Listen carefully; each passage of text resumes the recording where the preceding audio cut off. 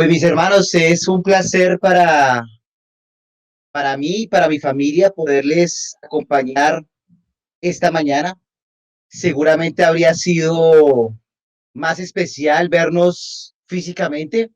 Sin embargo, pues las circunstancias que ya es de conocimiento de todos impiden ese ejercicio, aunque bueno, pues disfrutamos también de las oportunidades y las bondades tecnológicas que en este momento permiten, en medio de la distancia, poder estar conectados unos con otros y tener comunión.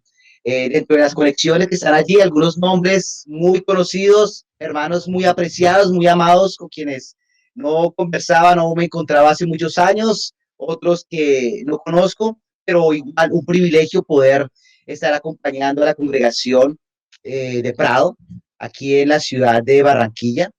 Los que no me conocen, mi nombre es Arnold Ramírez. Vivimos junto con mi familia en el municipio de Cota, Cundinamarca. Quienes han ido a Bogotá y de pronto conocen la Sabana Norte, Cota es un municipio que queda más o menos a 20 kilómetros de la ciudad de Bogotá, allí en la Sabana Norte, y nos congregamos actualmente en la iglesia Aposento Alto en Cajicá, otro municipio más al norte, allí en Cundinamarca. Es una obra realmente nueva, estamos cumpliendo 3 años, cumplimos ahora en mayo 3 años, y fue una iglesia que surgió de otra iglesia ubicada también en la Sabana Norte de Bogotá, en el municipio de Chía, tal vez un municipio mucho más familiar para personas que no son del interior de Colombia. Y pues allí de este grupo de Chía surgió, nació la iglesia en Cajicá. Nosotros en ese momento estábamos viviendo, o más bien, vivíamos en Bogotá. Hace poco tiempo nos habíamos trasladado a vivir a Cota y pues el Señor nos inquietó como familia en la posibilidad de empezar a servir, a trabajar en una congregación bebé, en una congregación naciente. Pues ha sido una oportunidad hermosa, ha sido una oportunidad hermosa para ver la obra del Señor eh, prácticamente, ¿no? Y ver cómo a pesar de nosotros mismos, Él va haciendo su obra, a pesar de nosotros mismos, Él va expandiendo su reino. Y pues muy hermoso en medio de un contexto tan adicional, tan conservador, tan católico como lo es la Sabana Norte de Bogotá, eh, que llamamos la región cundiboyacense, pues el Evangelio ha ido llegando, ha ido llegando. Y personas que no conocían del Señor han tenido la posibilidad de conocer del Señor. El Señor ha ido añadiendo a la iglesia a los que han de ser salvos y muchas de estas familias con la posibilidad de involucrarse activamente en el ministerio. Tengo mi amada esposa acá cerca a mí, mi esposa Sandra, tengo 3 hijos, como lo presentaba ahorita el hermano Javier, Ana Lucía, Josué y Sara, que son mellizos, Ana Lucía que cumplió 7 años, Josué y Sara que tienen 4 años, por la gracia del Señor. Y pues, bueno, hace 10 años, a estas horas, era un hombre soltero y casi 10 años después, el 11 de septiembre estamos de aniversario, eh, de diciembre, perdón. El 11 de diciembre estábamos cumpliendo 10 años de casados, felizmente casados, con 3 niños y viendo pues el Señor cómo a pesar de nosotros ha hecho su obra. Y bueno, hoy teniendo la oportunidad de poderles acompañar a ustedes. Les invito, mis hermanos, que abramos nuestras Biblias en el Evangelio de Lucas, Lucas capítulo 14. Pero antes de empezar a leer este pasaje que el Señor nos trae esta mañana, quiero que tengamos la oportunidad de ver este pequeño video que se ha compartido ya. Lo vamos a compartir en ese momento, aquí mismo por mucho cuidado, porque nos sirve para introducir lo que el Señor nos quiere enseñar hoy.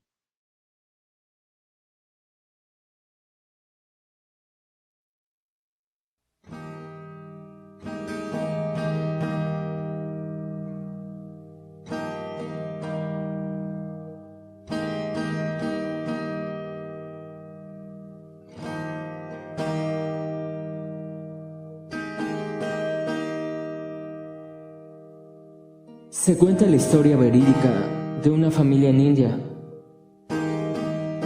En una pequeña aldea vivía una familia que había conocido a Cristo como Señor y Salvador. Esto alborotó a la gente de la aldea, tanto que se formó una turba airada que llevó a la familia a la plaza de la aldea por la fuerza. El jefe de la aldea se enfrentó a ellos y le dijo al hombre: si tú y tu familia no se retractan de su fe, todos morirán. El hombre no sabía qué hacer ni qué decir. Así que lo único que se le vino a la mente fue la letra de una canción que él mismo compuso, cuando entregó su vida a Dios, y se puso a cantar: he decidido seguir a Cristo, no vuelvo atrás, no vuelvo atrás. Lamentablemente, sus hijos fueron asesinados. He decidido seguir a Cristo. He decidido seguir a Cristo. He decidido seguir a Cristo. No vuelvo atrás, no vuelvo atrás.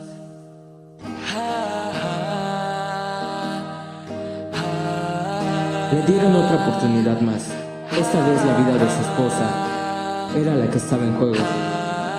Él siguió cantando: aunque me dejen, yo sigo a Cristo, no vuelvo atrás, no vuelvo atrás. Aunque me dejen, yo sigo a Cristo. Aunque me dejen, yo sigo a Cristo. Aunque me dejen, yo sigo a Cristo. No vuelvo atrás, no vuelvo atrás. Después de la muerte trágica de su esposa, le dieron una última oportunidad, esta vez para salvar su propia vida, pero él siguió cantando.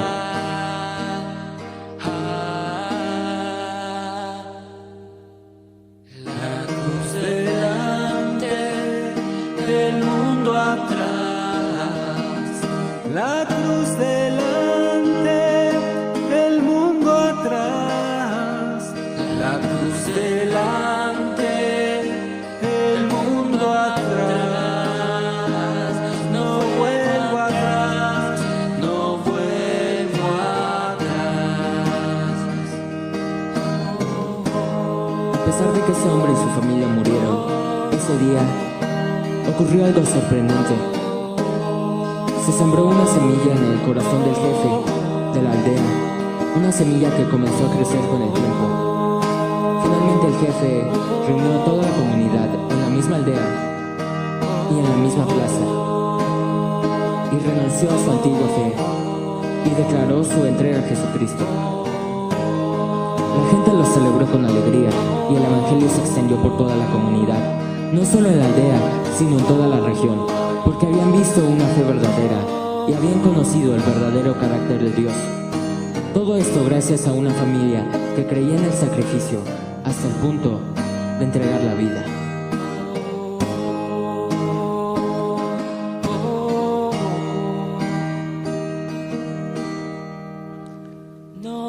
Hoy en día nos ponemos del lado de la iglesia perseguida.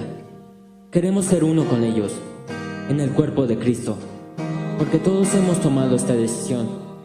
Cada uno hemos afirmado: he decidido seguir a Cristo. Algunos sufrimos más, otros menos, pero cuando una parte del cuerpo sufre, todos sufrimos con ella. Los que disfrutamos de más libertad, también tenemos una oportunidad para iniciar un cambio, y esto comienza con la oración. No hay vuelta atrás. Muchos se enfrentan a esta realidad a diario, y a pesar de ello siguen adelante. ¿Podemos hacer menos que ellos? Ruego que ores por los que tienen su fe pero no tienen libertad. Seamos uno con ellos en oración.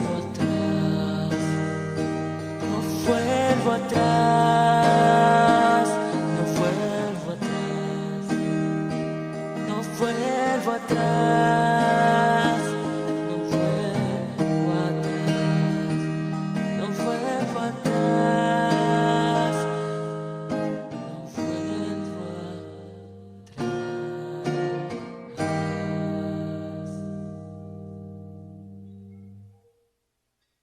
Bueno, espero que no haya habido interrupciones mientras se compartió el video, lo hayamos podido escuchar, lo hayamos podido ver, y pues nos sirve como un insumo para lo que el Señor nos quiere enseñar el día de hoy. Y quisiera que fuéramos entonces a Lucas, capítulo 14.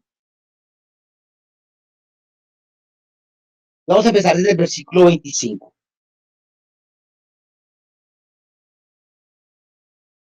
Dice Lucas 14, versículo 25.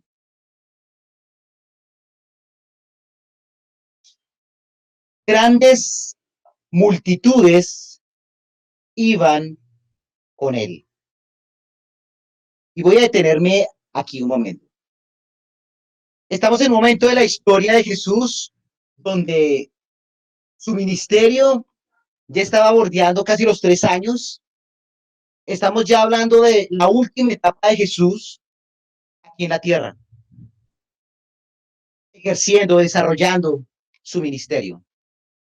3 años en donde las personas que estaban en su entorno más inmediato, e incluso aquellas que no estaban en su entorno más inmediato, tuvieron la ocasión de darse cuenta, ver con sus propios ojos de quién era Jesús. Y definitivamente Jesús en ese momento era una persona polémica ya, porque no era normal que multitudes de personas le siguieran. Y aquí lo está hablando el versículo 25, está diciendo que grandes multitudes iban con él. No sabemos cuántos iban, no sabemos cuántos, pero eran muchísimos. Viene ahora la pregunta, ¿por qué iban con él? ¿Por qué iban con él? Bueno, pues ya habían visto cosas asombrosas de parte de Jesús. Un hombre que había sanado enfermos, había dado la vista a los ciegos, había hecho escuchar a los sordos, había hecho hablar a los mudos,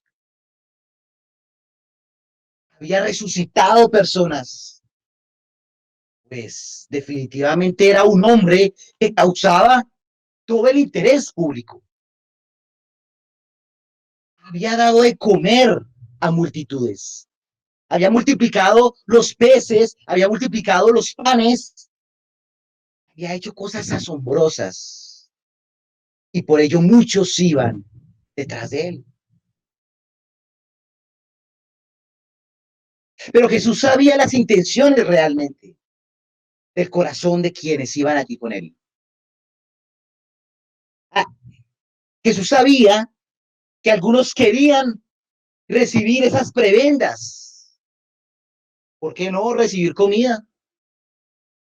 Vamos, en Bogotá, no sé si aquí le llaman, vamos y regateamos comida. Vamos y pedimos comida, a ver. Vamos a ver a cuánto sana. Jesús sabía realmente lo que había en el corazón de ellos. Continuemos, versículo 25. Y volviéndose, les dijo.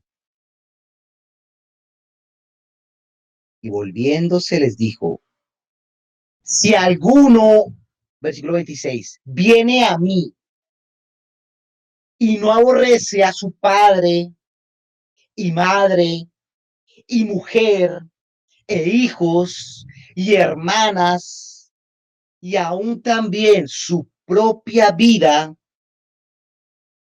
no puede ser mi discípulo. El Señor conoce los corazones de todos, hermanos. Muchos simpatizaban con Jesús. Muchos iban en esa multitud. Tenían una intención personal. Tenían hambre, de pronto querían recibir comida y llenar sus estómagos. Tenían una enfermedad. Querían ir a que el Señor los sanara. Tenían un interés personal para acercarse a Jesús. De pronto les parecía bonitas las enseñanzas de Jesús. Oiga, tan chévere que habla este hombre. Qué manera de enseñar. Vamos y lo escuchamos. Bueno, tal vez en medio de la multitud conocían a personas. Oiga, chévere, mire, compartir con toda esta gente. Qué interesante. Qué ambiente más especial. Pero no es suficiente, mis hermanos y amigos, con ser simpatizante. A Jesús no le interesa tener simplemente simpatizantes. Y esta situación la vemos en el primer siglo de historia de la cristiandad, pero no es muy diferente a lo que vemos hoy día en el año 2020, ya terminado. Hoy vemos en medio de nuestra sociedad secularizada muchos que simpatizan con las enseñanzas de Jesús. Y entonces van los domingos a algún sitio, bueno, antes de la pandemia, iban a un sitio presencial a escuchar unas canciones que sonaban bonitas, tal vez, a escuchar una orquesta que se escucha muy bien, tal vez, a ver esos shows mediáticos que también se ofertan en otros sitios. Tengo un problema en mi casa, tengo una enfermedad, voy a ver si de pronto por ahí consigo algo para mi bienestar. Oiga, eso de tener amigos en la iglesia, chévere, compartir, ir a almorzar juntos, muy chévere, ¿no? Muy chévere todo eso. Esa camaradería muy interesante. Pero, ¿será que la cristiandad es mucho más que eso? Seguramente, seguramente.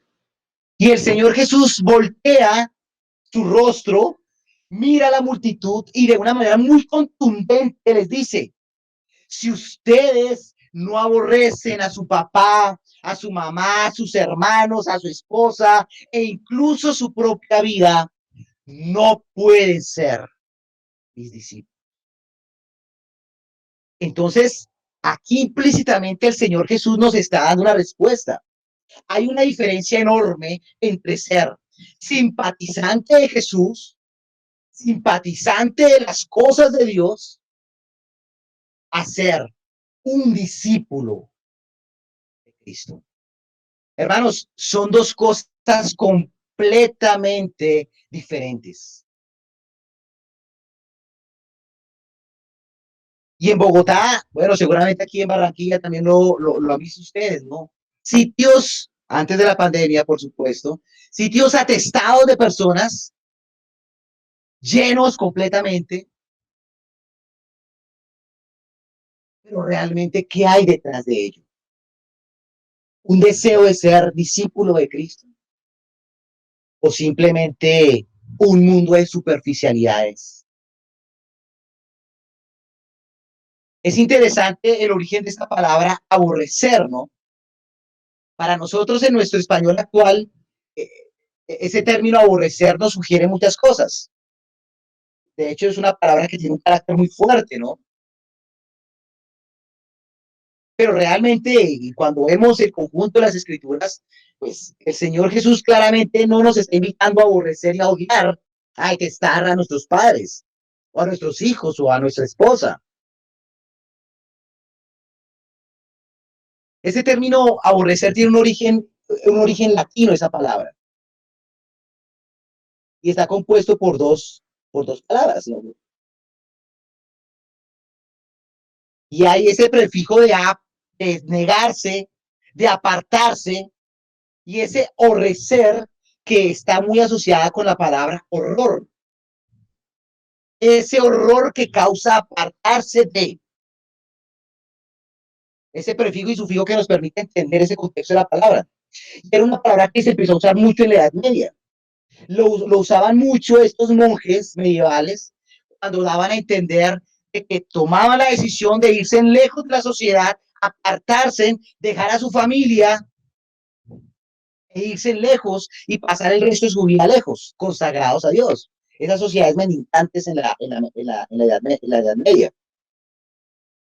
Claro, una situación que causaba horror, ¿no?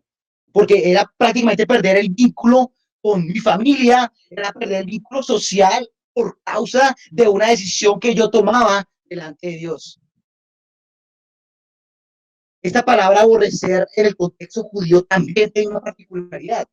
Ustedes saben, mis hermanos, que en la sociedad judía la familia ocupa un lugar muy importante en la sociedad. Tan es así que no vivían lejos.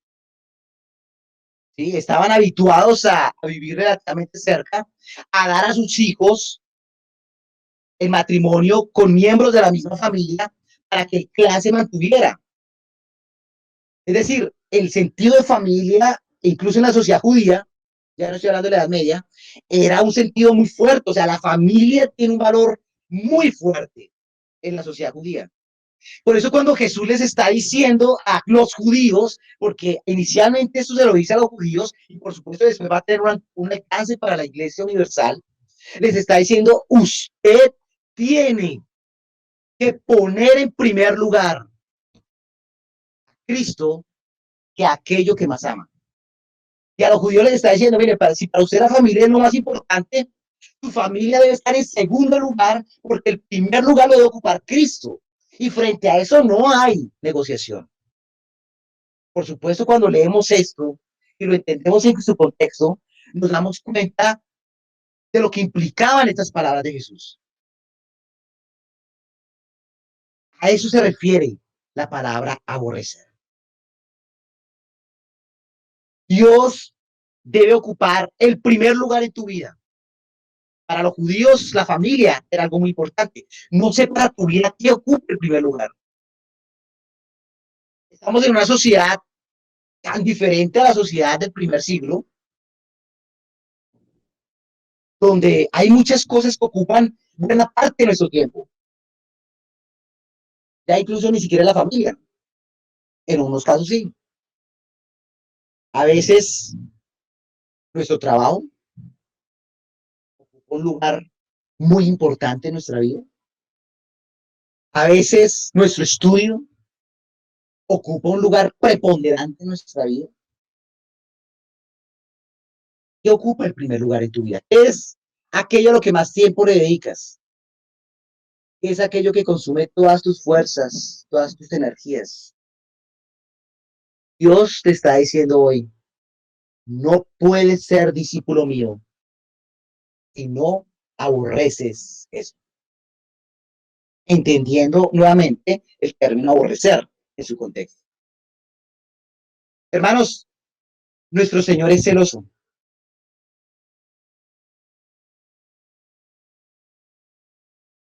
Y Él no permite que le sirvamos a dos señores.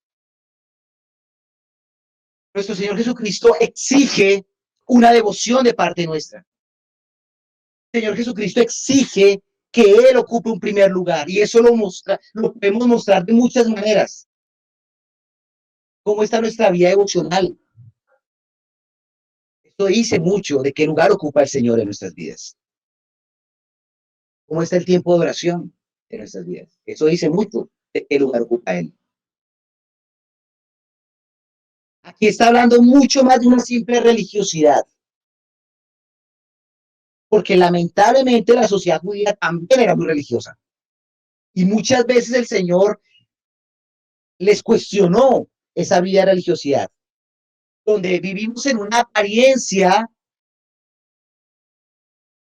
que en el fondo no es real, porque no hay una convicción real.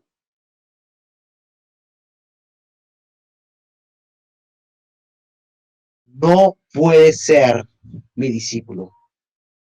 El Señor exige todo de nosotros, mis hermanos. Versículo 27. Y el que no lleva su cruz y viene en pos de mí, no puede ser mi discípulo. No sé si ustedes recuerdan, bueno, no sé si aún lo dan, por allá después de las 11 de la noche en televisión, una pauta, ¿no?, publicitaria de una organización religiosa que tenía un eslogan, ¿no? Pare de sufrir. De pronto muchos de ustedes les es familiar. Y entonces iniciaba el programa, ¿sí?, con el rótulo Pare de sufrir. No lo digo porque yo lo veía, ¿no? no vi el programa, pero evidentemente cuando uno cambiaba el canal aparecía el eslogan, pare de sufrir. Y empieza a venderse la idea de que si usted se acerca a esto que nosotros le estamos vendiendo, le estamos ofreciendo, tu vida deja de tener problemas, pare de sufrir. Y lamentablemente escuchamos en muchos contextos que se dicen llamar cristianos, donde se enseña, donde se compara el papel de Dios con el papel de un chamán, donde yo le busco para obtener algo a mi beneficio. Estoy enfermo, tengo problemas económicos, lo que sea, entonces busco la receta, que es ir allá y pues ya me unto el menjurje que es, o hago lo que me piden que haga y listo. Pero en las escrituras no encontramos eso, mis hermanos. Y aquí Jesús les estaba diciendo, miren, un momentico,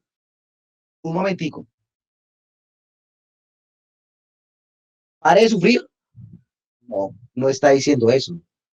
Está diciendo, y el que no lleva su cruz y viene en pos de mí, no puede ser mi discípulo. ¿Quién dijo que la vida cristiana es fácil? No lo es. Porque todos los días estamos luchando con nuestra propia naturaleza pecaminosa. Desafortunadamente heredamos esa tradición pecaminosa de Adán y Eva. Estamos viciados por el pecado. Y hacer lo que Dios quiere va en contra de nuestra propia naturaleza. Decidir seguir a Jesús implica tomar. Hermanos, ¿qué tan cómoda es nuestra vida cristiana? De pronto es muy cómoda conectándonos.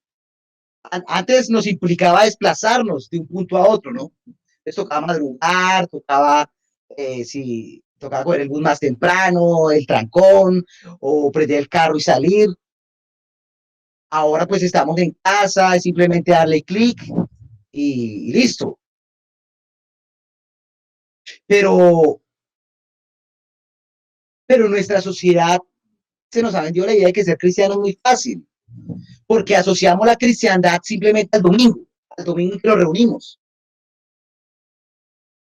Y pues es muy fácil ser cristiano frente a una pantalla con los hermanos reunidos. Eso es muy sencillo. O en la presencialidad es muy fácil ser el domingo allá en la mañana, en el local, 2, 3 horas. Hermano, Dios le bendiga, Dios le guarde. Y usar todas estas palabras clichés, estas frases clichés, que lamentablemente se vuelven muchas veces. Y ya, se acabó y sigo con mi vida haciendo lo que me plazca. Esa vida cristiana es muy fácil, pero eso no es la vida cristiana. Y ahí es cuando Jesús voltea a mirarnos. Cuando nosotros estamos ahí detrás de Jesús, voltea a mirarnos y decimos, espera un momento. Si no tomas tu cruz y vienes en pos de mí, no puedes ser mi discípulo. Hermano, ser cristiano es un desafío, porque estamos llamados a hacer luz en medio de un mundo que está consumido en las tinieblas. La luz es la antítesis de la oscuridad. Y cuando tú estás en un cuarto oscuro y prende la luz, es evidente ver la luz. Es evidente. Y eso es lo que Dios demanda de nosotros. Ser ese contraste en medio de un mundo oscuro. Es ir contra la corriente. Es tomar literalmente la cruz. Cuando tú estudias un poco de qué era la cruz en la era de Roma, te das cuenta de lo que implicaba la cruz. El karma que tenían que vivir las personas que eran sentenciadas a morir crucificadas, a cargar su propio tronco de madera. Muy pesada, muy dolorosa. Porque no solamente implicaba cargarla, sino ya previamente haber recibido latigazos, haber sido torturado. Ese escenario no es nada agradable. Ese escenario no es nada cómodo. Pero es el escenario que nos está ilustrando Jesús. Ser cristiano implica eso. Veíamos ahorita un video, un poco de la historia de este himno. Muy chévere verlo en la comodidad de la casa, uno ver el video ahí en YouTube, muy chévere. Pero lo que implicó para este hombre ver cómo a su esposa la quemaban viva, cómo a sus hijos los quemaban vivos y le decían arrepiéntase o seguimos con el siguiente, hasta que siguieron con él y él decía, aún yo sigo a Cristo, no vuelvo atrás, no vuelvo atrás. Qué escenario tan complicado, ¿no? ¿A quién de nosotros han apedreado por seguir a Cristo, hermanos? Quisiera que levantara la mano, levantáramos la mano, a ver. De pronto más allá de una burla, de pronto más allá eh, de un comentario jocoso, de un desprecio, hermanos, no hemos sufrido lo que sufren en muchas partes del mundo. Hay países donde está prohibido tener una Biblia. Hay países en donde predicar, donde hablar de Jesús se constituye un delito que incluso es causal de pena de muerte. Para nosotros hoy no lo es. De pronto los primeros misioneros que llegaron al país sufrieron persecución y se sabe de casos en Boyacá donde las casas eran apedreadas, donde a algunos les daban garrote. Estos testimonios existen, pero no son nada comparables con casos como los que acabamos de ver, que es solamente uno de los millones de casos que han habido. Eso es sufrir por Cristo. ¿Qué tanto está dispuesto por seguir a Cristo?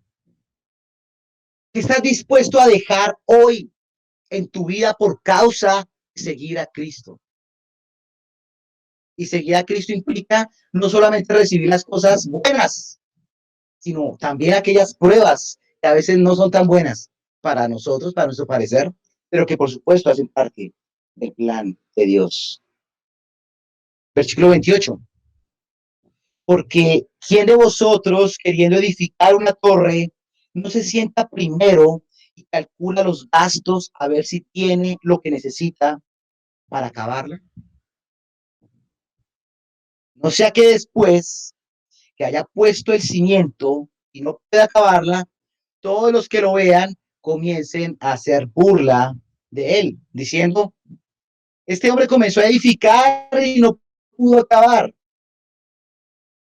Versículo 31. ¿O qué rey, al marchar a la guerra contra otro rey, no se sienta primero y considera si puede hacer frente con 10,000 al que viene contra él con 20,000? Y si no puede, cuando el otro está todavía lejos, le envía una embajada y le pide condiciones de paz. Así pues, cualquiera de vosotros que no renuncia a todo lo que posee, no puede ser mi discípulo. Qué palabras tan duras del Señor Jesús, pero por supuesto con un amor profundo. Hermanos, ser discípulo implica estar dispuesto a todo por causa de él. El origen etimológico de estas palabras discípulo, testigo, mártir, son muy similares, están muy interconectados. El Señor nos manda, hermanos, que seamos testigos, es decir, que seamos mártires. Mártires es morir por una causa. Son palabras mayores. La pregunta es, ¿qué tanto estamos dispuestos a sufrir? Lamentablemente estamos en una vida muy cómoda, muy cómoda. La sociedad de consumo nos ha vendido una idea de lo que es el estado de bienestar. Y hoy nos cuesta incomodarnos por causa del Señor. Conforme va avanzando este mundo y requiere cada vez de decisiones mucho más radicales, mucho más trascendentales. Hoy de pronto el temor no es que nos capturen y nos ajusticien, nos lleven al pelotón de fusilamiento. Ese probablemente no sea el problema hoy para nosotros, los occidentales. Hoy tal vez el problema sea ese, el rechazo. Que mientras todos están haciendo esto, nosotros, no solamente como individuos, sino como familias, estamos haciendo esto. Es difícil, por supuesto, pero implica decisión. Hoy se nos vende un evangelio, lamentablemente, en algunos sitios de prosperidad, de bienestar, que movido por las emociones. Y no estoy diciendo que las emociones sean malas, no. De hecho, nosotros los seres humanos, sí, somos seres tripartitos, somos cuerpo, alma y espíritu. Pero también somos tripartitos en el hecho de que tenemos intelecto. La parte intelectual es la parte racional, lo que nos hace diferentes a cualquier otra especie. Tenemos voluntad, que es lo que nos permite tomar decisiones. Yo decido qué hago y qué no hago. Intelecto, voluntad, emociones. Somos seres emocionales y nos tenemos que emocionar. No podemos decir que la emoción es pecado. Yo me emociono cuando hablo con Dios. Yo me emociono cuando le canto a Dios y debe ser así. Pero debe estar todo en equilibrio. Y aquí estos dos versículos me hablan de la parte racional. Yo tengo que considerar qué implica seguir a Cristo. Y me pone dos ejemplos muy sencillos. Dos ejemplos que en su momento entender muy bien y dos ejemplos que hoy entendemos muy bien. Si yo voy a construir un edificio, voy a construir una casa, lo primero que tengo que hacer es cuentas, mirar si tengo el presupuesto para empezar, para construir el edificio. O si no, pues a media marcha el edificio se va a quedar inconcluso. Eso es elemental. Tengo que hacer ese ejercicio racional. O el contexto de guerra que estamos en un mundo cada vez más violento, pues debo tener estrategia. No puedo pelear con 10.000 a que llegue conmigo con 20.000. Por eso a veces es tan absurdo, ¿no? Ver a un país pequeño desafiando a una potencia, creyendo que es que le va a ganar cuando, pues, en el papel y en la realidad es posible que eso ocurra. Bueno, hermanos, el seguir a Cristo, claro, es un acto que causa emoción. Me emociona seguir a Cristo, me apasiona seguir a Cristo, pero es un acto también de razón, por supuesto. Y de hecho, la primera se antepone a la segunda. Debo considerar qué implica seguir a Cristo. Si antes me gustaba hacer esto, pero a la luz de las escrituras me doy cuenta de que no, debo considerar seriamente que, oiga, seguir a Cristo implica dejar eso, dejar aquello. Creo que todos en nuestra vida cristiana hemos tenido que dejar cosas. Algunos tuvieron que sí, empezar a distanciarse un poco de la familia. Yo recuerdo el caso de mi familia extendida, por la gracia del Señor, de mis padres, mis hermanos, somos creyentes. Yo llegué a la iglesia cristiana muy, muy pequeño y tomé la decisión por Cristo siendo aún muy pequeño. Eh, pero pues el contexto de la familia extendida no fue así. Tíos, primos, que tenían otras prácticas, otras costumbres, donde evidentemente empezamos a experimentar el rechazo, porque a donde se iba antes, pues ya no nos invitaban, porque había alcohol, porque había un contexto que ya no nos resultaba interesante, porque ya no lo era. Y empezamos a sufrir el rechazo de la familia. Y bueno, esa fue una de las consecuencias. De pronto tú en la universidad, o en el estudio, en el colegio, has tenido que empezar a vivir el rechazo, porque los chistes que hacen ya no ya sientes que no, estás como la vivienda, ¿no? En el lugar equivocado. Y ya sientes que no, esto no, esas conversaciones no me convienen. Estos programas de televisión no me convienen, no, siento que no me edifican. Uno mismo empieza a darse cuenta que está en el lugar equivocado. Sin embargo, el Señor no nos saca y nos pone en una burbuja, porque ese tampoco es el plan de Dios. Como decía Jesús en su oración en Juan 15, ¿no? No pido que los quites de este mundo, sino que los guardes del mal. El Señor no nos quiere, hermanos, en una burbuja. Esa no es la voluntad del Señor. Pero el Señor sí quiere guardarnos y quiere que nosotros les impactemos con la luz de Jesucristo. Dice el versículo 34, ya para terminar, mis hermanos. Porque continúa el mismo relato. Aunque ahí aparece otro título, ese título fue puesto mucho después, pero continúa el mismo relato.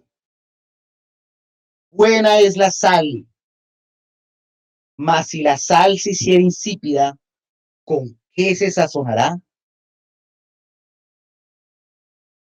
Qué bueno comer en el punto que es, ¿no? Yo creo que cuando uno pide un plato en el restaurante y se lo traen, mejor dicho, sin sal, uno se da cuenta. Uno sabe cuando está comiendo algo insípido, que no sabía nada, que cuando está probando algo en su punto. O sea, la sal se nota, es evidente. La presencia o la ausencia de la sal no está maquillada. Bueno, pues el Señor nos dice, seguir a Cristo es ser sal. Pero la sal tiene que jugar su papel, salar. Si la sal no sala, no sirve para nada. Y ese principio elemental se aplica en nuestra vida cristiana. Hermanos, si nosotros, llamados cristianos, no impactamos al mundo, hermano, no servimos para nada. Somos inservibles. Y bueno, y esa palabra como que nos pega duro, ¿no? Porque ataca nuestro ego. De hecho, el movimiento ateo, porque existe, cada vez se hace más fuerte. El movimiento ateo existe y se hace cada vez más fuerte porque el hombre no quiere aceptar que existe un Dios, porque le causa terror pensar en que tendrá que rendirle cuentas a ese Dios. Es por esa razón. Versículo 35. Ni para la tierra, ni para el muladar es útil. La arrojan fuera. El que tiene oídos para oír, oiga. Hermanos, decía Jesús, en el mundo tendréis aflicción. Estas palabras las profiere Jesús ahí en Juan. En el mundo tendréis aflicción. ¿Cuál es tu aflicción en este momento? Todos tenemos. Mi aflicción de carácter sentimental, mi aflicción de carácter económico, mi aflicción de carácter laboral, no sé cuál sea nuestra aflicción en este momento. Mi relación con mi esposa, mi relación con mis hijos. Estamos viviendo aflicciones y esas no se van a ir. Pero confiad, yo he vencido al mundo. Hermano, la esperanza que tenemos es que Jesús está allí. Cuando este hombre de la India vio que su esposa le estaban matando, él sabía que Jesús estaba ahí. Aunque le estaban matando, a sus hijos los mataron, pero él sabía que Jesús estaba ahí. Cuando lo iban a matar a él sabía que Jesús estaba ahí. Cuando más dure la tormenta, hermanos, cuando más cerca está Jesús. Cuando, no sé si recuerdan la historia de Jesús con los discípulos en la barca en medio de la tormenta. Los discípulos estaban ahí en la barca, felices, contentos. Jesús se durmió, empezó la tormenta. Empieza esa vaina a moverse de un lado para otro. Ahí se empezaron a afanar. Jesús estaba dormido, tranquilo. Y estos empiezan a enloquecer, se asustan. Señor, despierta, nos estamos ahogando, nos vamos a hundir, nos vamos a hundir. Jesús, ¿qué pasa? Levanta la barca, levanta su mano y la tormenta. Jesús nunca estuvo ausente. Allí. Hermanos, esa es nuestra mayor esperanza. y que eso se convierta en un ánimo, hermanos, para convencernos de que seguir a Cristo vale la pena. Deben convergen estas tres acciones. Es una acción racional, convencernos, tener la convicción, como decía San Agustín de Hipona. ¿Sí? La fe es un ejercicio racional. Debe ser un acto movido por la voluntad, hay que tomar la decisión. Seguir a Cristo es de decidirlo. Nos podemos pasar años creyendo, no, pero espérate, soluciono este asunto, ya después, ahí sí. No, hay que tomar la decisión porque pueden pasar los años, se puede pasar la vida entera y no va a pasar nada en tu vida. Hay que decidirlo. Y también es un acto que debe llevar a una pasión extrema por Cristo.